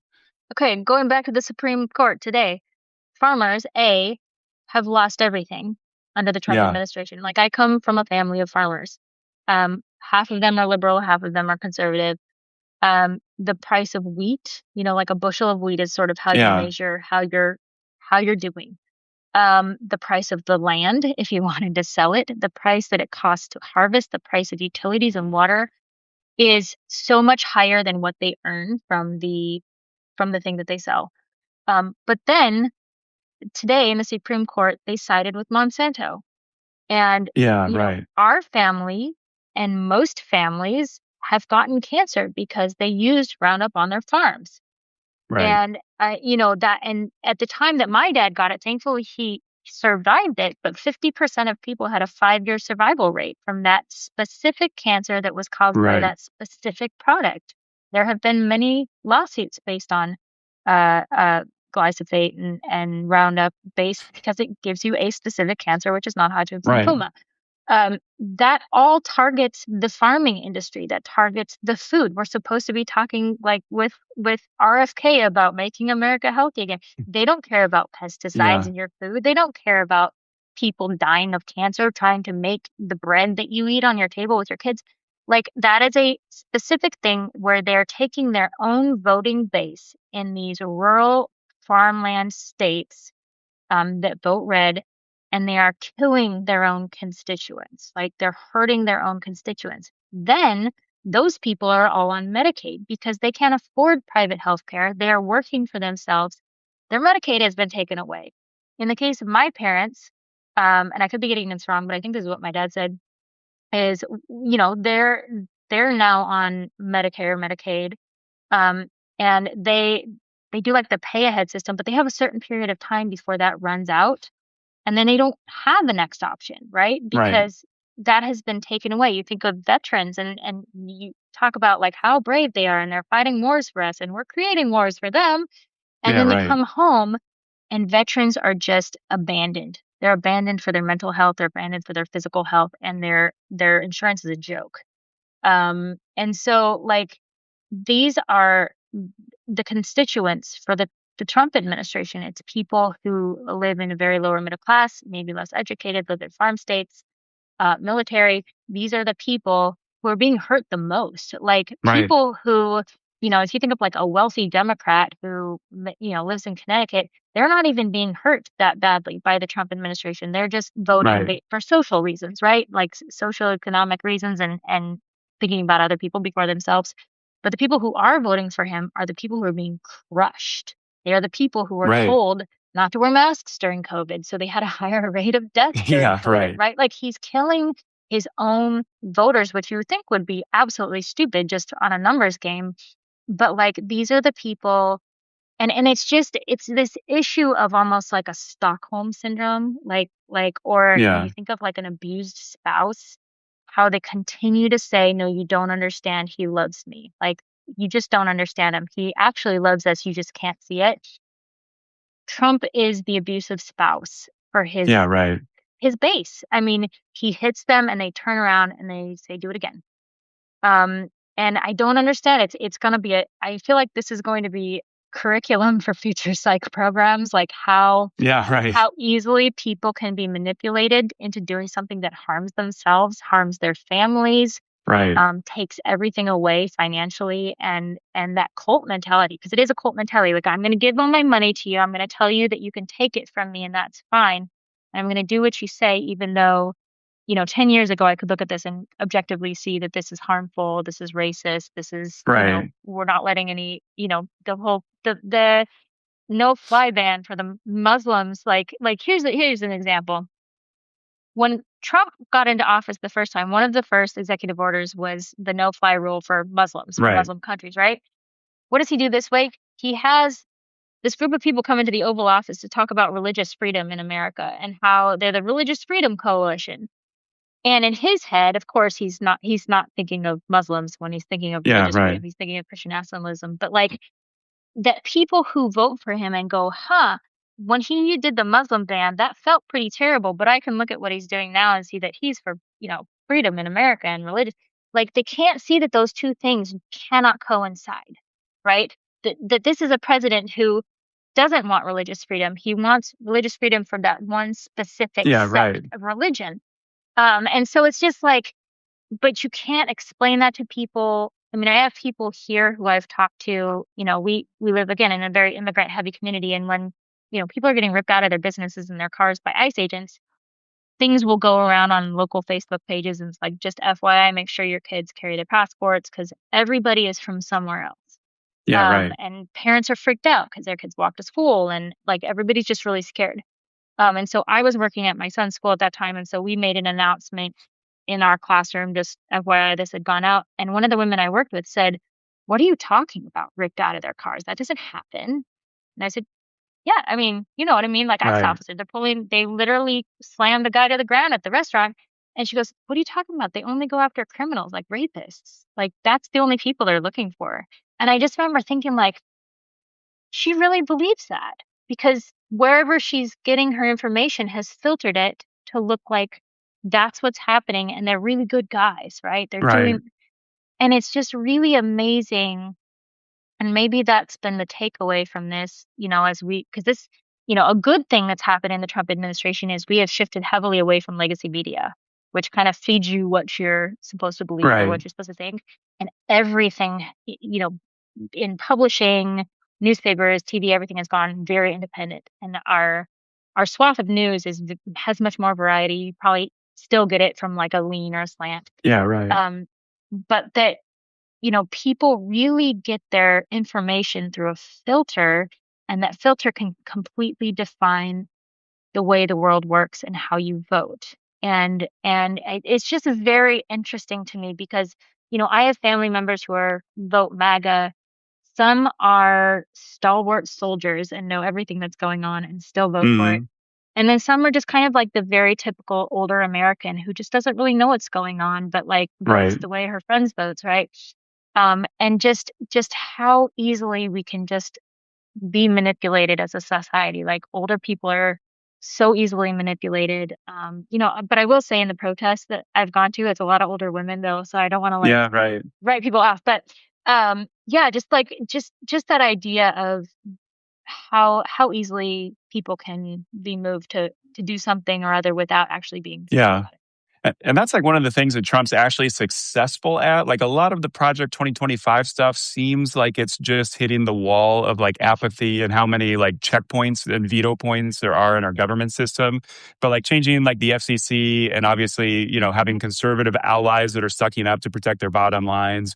They're like buying up these media properties and then destroying them. Like CBS is obviously the perfect example. And I believe that Barry Weiss is going to take her warpath of destroying valuable, Yeah, iconic media companies to CNN yeah, next. But I'm sure. like, I'm sure that's a long yeah, time coming. Yeah. yeah. What's your media diet? Like, where do you doom scroll out? What is? Do you have any like companies or peoples who flag or highlight? I sometimes have to be very intentional about it because, um, being on Substack now, I get a lot of, I listen to a lot of live streams and people that I look up Mm, to and trust. But sometimes the things that you see are just an opinion about something, but I need to find somebody to tell me like what the story actually is right, before I hear the opinion on it. And so, I will go a few places. There isn't real unbiased news. It's hard to find. I do like Rachel Maddow, but I think she's probably very much under the thumb of MSNBC and what she can say and do. I'll go read like the Wall Street Journal and things like that. But it's just like all these people, yeah. You really have I to triangulate everything. You have to get yeah, like both sides angles on the opinion side, and then try to yes, and find you the have to news. read between the lines because like I've had a small business transcription company for a long time, and so I subcontracted for the New York Times for like 10 years. And so I know for a fact that the people who write for the New York Times do their homework, write from a point of accuracy and fact, but it goes through the filter of the admin Right, at the top who are at the behest of the Trump administration. And then that's where things get moved around and changed and cut out. And it sucks because you have really, really good writers and journalists who aren't paid enough and work really hard right, to do the right thing, and they write with integrity and honesty, and their whole life is fact checking because they don't want to get it wrong. But then you have these people who just say no at the top because even I was speaking to somebody the other day who was a book agent, and they said it's just a tough time because there's just only so many things you can write about right now because if it bumps up against the Trump administration, they right. won't publish it. No publisher will touch it because they will get shut down. And which is just, I mean, it's just so historical. Like it just feels Yeah, like we're living in another time. So I bounce around. to get just the basics of what a story is. Like, so if it's like Yeah, the right. reflecting pool or whatever, like I will see what is the story, and then I'll start to hear people's opinions that I trust. And I I would say that it's a little bit helpful that some of the like really hyper disgusting conservative like media has left MAGA, because like they're still not somebody I would hang out with at dinner, but like they're a little bit more objective, even though they're like hyper conservative, to where I can listen to 5 minutes of them and disagree with them, but I can also see what that opinion is Yeah. on that And they're side. not totally bad faith. Yeah, I mean, Marjorie Taylor Greene is still way out there for me. I don't think I'm ever gonna. I appreciate that she's helping survivors, but she has done horrible things, and I can't do it. Um, but I just think that it's important to get a variety in your news, because it's so easy to get in a vacuum about what you Yeah. believe and what you think. And even in that idea of that filter and not knowing that things are going on in the world, that can happen on the left as well. It's so important to hear what everybody's saying, and you can disagree with them. I think it's important to listen to people you disagree with, but at least you know what's being said. So when you're talking to someone, it's not like a super shock if they come up to you and they go, I believe this. And you go, I've never heard of that before. Right. Like, Yeah, it's right. important to know, people who think that the 250, fairgrounds or whatever happened this week, there are people who think that that was filled with people, right? And to like Yeah. look at that and be like, oh, they think that, okay, but I can see I love also Donald pictures. Trump's his post about that. He throws in like little phrases like the totally packed fair. It's like, okay, everyone saw the videos and Like, photos like, of and like it's just the such the a reflection of bummer. the Yeah, it's yeah. such. I just got that was a moment. Like, if you were gonna fake the news, that would be the moment to like not have that in the background in your Yeah, newscasts, right. because they're just like 1,000 people behind us, and you're like, we can see it. I don't Yeah. see. I don't see anybody. And that's something that like I'm thankful for, that like the biggest push to fascism in at least like modern American history has been at a time when we were not so monolithic as a media or a kind of cultural complex. And now, like cable news is dying. So I don't even know why conservatives want CBS necessarily. It's like losing Yeah, viewers probably as they're dying off. And like no one yeah, like my age or younger is watching any no. terrestrial or even satellite cable news, anything. Well, Everything is why clip-based would you and pay for it? I mean, that's the thing. yeah, Like, when they right. brought in streaming, they're like, although Hulu kind of screwed people, they're like, it's only $20 a month for all these channels, and then they went up like $30 a year. Yeah, right. But but I mean, it's like you can watch streaming and watch all these news, and get all your news or get all your stuff in one place, or you can pay like $200 a month to have a dish on your house. Like, people don't do that anymore because Right. it costs too much, but also like it's like my kids going to a hotel room and going like, "Why are what I have to watch this? I can't pick my show." Yeah, yeah, And I'm like, "No, this is actual yeah. cable television." And they're like, "This is And stupid." that's I have Sirius satellite radio in my car, and it's like I Mhm. laugh every time because I'm like, oh, I'll check in with the news, and I make a Mhm. bet with myself. I'm like, I bet both of them, like MSNBC and CNN, are on commercial right now. Go to Yeah, them, commercial on CNN. It's like, it's like I watch so many interviews on CNN where it's like they get the person, it's like they get three questions before the next commercial break, and like the right. person like starts saying he disagrees with Trump on something. And it's like right there, follow that lead. Up, it's time for a commercial break. We'll be right Right. back. Thanks for joining us, person who just made Right. news and had And an inch of separation between the yeah. party line. And especially when there's like something on the ground. Like, I talk about Delaney Hall, when you talk about the stuff that was happening in Minnesota. Like, I'm not gonna turn on CNN and be like, "What's happening in Minnesota?" I'm gonna go on YouTube and look for somebody who has a live stream on the ground that's Right, just filming it, right? So you can just see what's happening. Or sometimes you'll have somebody who's just sort of like walking around narrating what they see. You get more information from that than you will from someone who's being very careful about what they're filming, who they're talking right, to, what they're saying, what they're. I would rather I would rather see on the ground reporting, which we used to have more of. We used to have more people who were in the middle of different actions, and talking to people who were upset in the moment and not right, right. making sure what they were about to say is okay before they say it. Yeah, I prefer that. And then, and this can't happen all the time, but like if there's something close to where I live, and if it's not incredibly unsafe, like going and seeing it for myself, right? right, Just go there. And I live in a place where that's probably more accessible than a lot of people, but like hop in the car and just go see for yourself and make sure that what you're seeing on the news isn't, more performative for me, or, whatever they right. want us to believe. And you've got kind of like a media career going. In terms of like Marshall McLuhan, how much do you think Substack, like the message is, or the medium is the message? Where, like, how much do you think Substack allowing you to, like, you got kind of big pretty fast, right? Like Substack I has been like I I guess I don't know, you're 10,000 hours behind you leading up to this, but I think that I mean, I get a little bit sus about it because like I I have my own Substack, but then I'm a contributing editor for Blue Amp and they have like a huge audience right. and everybody sees something different when they log into my profile. So some people say, "Wow, you have 500,000 followers," and then some people see my actual follower count. And so I'm always just like, "Those aren't mine. It just links it because Uh-huh. that's what Substack does." But then yeah, there's a little bit of unfairness with that too because when it links it all, it then puts you in an algorithm thinking you have 500,000 followers. So Hmm. then it builds you exponentially based on kind of this false number. So Right. I try really hard to like platform other people because I'm like, well, if my things are getting seen a lot and I can share this person's, article that they wrote, then they'll get seen a lot. And I try to kind of pay it forward because I feel like people help to bring me where I am. And so if I could do that for somebody else, that's what I'd like to do. But I try to stay positive about Substack because Substack, again, like we said with all these people, has the opportunity to do something really, really great. Like they grew really fast and they became the platform of independent journalism.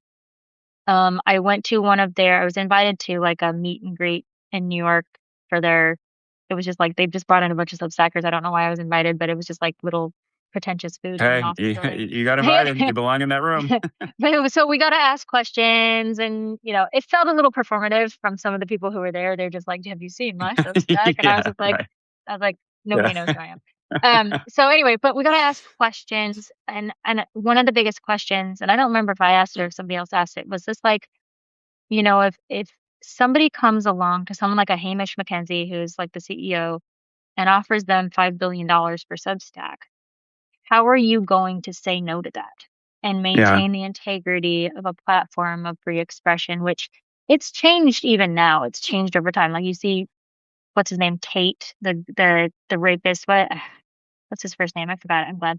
Anyway, there's people on Substack who are terrible people who also have Substacks for like free speech reasons. And Yeah, you kind of right. just like, Yeah. ugh. Um, Bronze Age pervert, I think, it's yeah, a pretty just like, successful yeah. Substack now. And it's been a nice filter because it's still the majority of people here are still very well read and like to read long form articles Yeah. and that kind of weeds out, I guess, of some of the trolls that could be hanging out. Yeah, right. Um, but it's like if somebody came along like an Elon Musk and wanted to buy Substack, how do you say no to that? Like and tell us that this Right. platform will maintain the integrity that it has.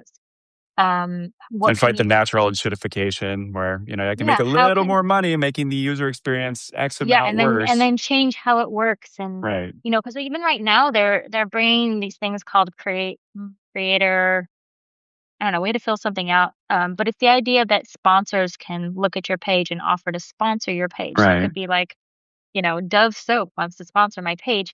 And I feel weird. I mean, I filled it out, but I feel weird about it because I don't want to be like an ad platform in order to say the things that I'm trying to say. Like I'd like to just be able to do it without, say Plug-in going ZipRecruiter. yeah, I always think of these like famous people who always end up with like a perfume ad and just how ridiculous they Yeah, look. And right. it's just like I don't want that. I don't mind if every once in a while there's just a little like button in the corner. I don't know. I guess it would have to depend on it. But I also they said, are there brands you absolutely wouldn't work with? And I thought there must be like, but I just can't think of them right now. And so I would be very picky if somebody came on and was like, I would like to advertise all over your Substack. Because I think that's just a little bit of a slippery slope, I would say, Yeah, right. to really capitalizing Substack instead of it being this really independent journalistic place. And so I don't know. I don't know. I don't know if I can trust that Substack wouldn't flip if like necessary because I think it's Right. very hard for people to say no to money. But I hope at least it lasts a very long time. I hope by that time there are other options and we've sort of spread out Right. and diversified Well, But there'll it's always be that market incentive for somebody else to just redo what Substack was doing well. I feel yeah, like like already right now when Elon Musk destroyed Twitter and ran into the ground like Blue Sky immediately, showed like up. yeah, Blue Sky, Yeah, Threads, yeah, Substack. I mean, that helped me a lot just because yeah, now I have like 5 places to copy and paste all my yeah, jokes. I just go yeah. viral in different places. So in a way, it kind of works. Or I guess I was like, it was relatively good timing for me personally to just Hmm. expand the number of platforms that I'm on. But you get to the point where also the platforms are going to start having like a total ideological swing. Already like Twitter, I'm sure Elon Musk is like Oh, daily it's going terrible. through and manipulating the algorithm for himself, obviously, but to like I get downgrade other my people he whole doesn't thread like. is like White House posts, and I'm like, how am I'm not contributing to this? How is this the only? I have like Yeah. followers that I really want to see like the things that they're doing, and I can't see them. Yeah. Now you also have like a stalker situation going on. Do you get a lot of heat, a lot of hate? Do you get emails? Do you respond to them? Do you ignore them? What's going I on? don't. I've had it pretty low key thus far. I mean, you get trolls, and you just Yeah. kind of just like whatever. I've had lately. I think it's just I don't know what the intent behind it is or like what the goal is for it. It's just somebody who's really made it their full-time job to just write about me, go after me, kind of terrorize me. Obviously, they're blocked everywhere, but whether it is that they've just logged out and can still see my Substack page or whatever, they still can see everything that I do. There's really Hmm. just no way around that. They have other people send things to me, so there'll be somebody who pops up because I'm usually like, if somebody's like in my DMs going, "Oh, I wrote this thing or I did this thing, can I send it to you?" I'm usually like, "Yeah, no, go ahead." Now I have to be more careful because he's sending things to me through other people. And so like Right. he's got me like this manifesto that was 29 pages long. And, Did you look and into that at all? Did you read it? Do you just I ignore it looked at it a completely? little bit, but I was just like, I think I'm good. Yeah. I was like, this is not really where I want to spend my evening.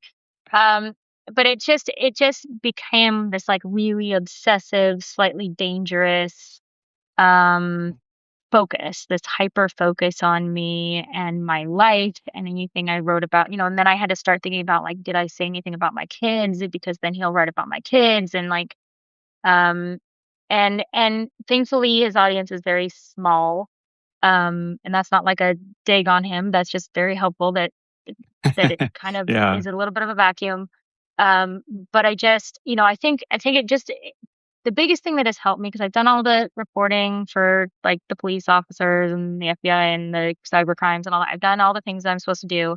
But I think biggest thing that's been really helpful is just people have validated that how I feel about it or my worries about it is totally normal and that I'm not Right. overreacting or I'm not um, because I know a lot of people on here that have been through so much worse and have been doing this for years, and they probably wouldn't bat an eye at this, but I haven't. And this just felt very close to home. He was starting to talk about my location, and Hmm. it just was not comfortable. And so, the idea of ignoring somebody and hoping they go away did not work. Yeah. Everybody Right. was like, just ignore him, and I was like, we're going on I tried. 4 weeks Yeah. of ignoring, and this is, I mean, just night and day posting about me. And so, I mean, I don't know how it'll roll out long term. I hope it will stop. But I guess the validation of how I felt about it was helpful. I've filed all the reports that I can file, so there's a paper trail if I need that, and just that, again, and this sounds, I don't know if this sounds stupid or just like, I don't know. I said that like that living in this time that's a little bit of like, we think of like the Epstein files and women being believed and coming forward and saying, I feel this way, and like somebody actually hearing how they felt. Like I was worried, this man is posting all these things about me that have never happened, like things that just don't exist. And I Right. just remember thinking like, how do I have enough credibility with the people that I talk to that they would know this is not true if I say it's not true? Like, will I be believed if somebody asks me? Um, and, which I felt like was just such a metaphor, I guess, for the times that we're living in. But they did. Like the people came for, they're like, they read it and they go, Ellie, of course I don't. Obviously that's not true. And I said, okay, thank Right. you. Right. you know, Yeah. but it's been a big learning experience. I've spoken with other people who are also being threatened who have been doing this years and years, and just the idea that independent journalism is definitely not protected against that. We've been safe from it because Trump really hates legacy media, but that won't be forever. He's going to figure Right. out, he first and foremost, he will figure out that Jim Acosta is out here talking about him because he hated Jim Acosta when he was in the press pool. I'm Yeah, sure yeah. he'll hate him out here. Right. So he's going to figure out we're doing this, but how do we protect ourselves when we don't have all these things set in place that you might have if you worked for the New York Times and legal Yeah, news or right. whatever? Like, Exactly. how do we do that here? What should we do? Somebody mentioned the idea of like an independent journalist union or something, putting protections Right. into place, legal protections or whatever. So it's something to think about. I'm at a point where I'm not afraid anymore. Like there was a lot of worry and anxiety about what this guy was going to do and I sometimes that comes back a little bit, like he'll post something and it comes back a little bit, but now more I'm just like just I guess exasperated Right, and right. I was saying the other night like a little revengey, but I'm not going to respond to him. Yeah, I'd really like to right. humiliate him, but I'm not going to. And I've never publicly stated his name because I just don't want more attention on him. Yeah, But right. it's a thing. I mean, he's done it before to other people, and it's just a thing that's not unusual, especially for women. I mean, women get targeted with stuff all the time, so it's Yeah, just right. like, how do you protect yourself? What do you do? How do you not only physically protect yourself, but how do you, when you turn everything off at night, how do you feel good about yourself despite somebody working very hard to make you feel otherwise? Yeah. Well, anybody ever doing anything productive and important, always got haters at some point. That's Yeah. how you know you're doing something right, essentially, especially in this instance with Yeah. Trump. Yeah. Well, I wish you well. I'll let you go because we've been talking for quite a while. It was great to talk to you, and Yeah, we I'm a should big do this fan of again. everything that you do. Yeah. Oh, Anybody thank you. watching from my followers, follow Ellie here. And She's vice doing versa. very valuable stuff. Yeah. Yeah, go Yeah. ahead. Well, good to talk to you. All right. It's good to talk to you too. Yeah. See you guys later. Have a good rest of your week. See you, You too. everybody. Bye. Thanks for listening to Brain Milk. See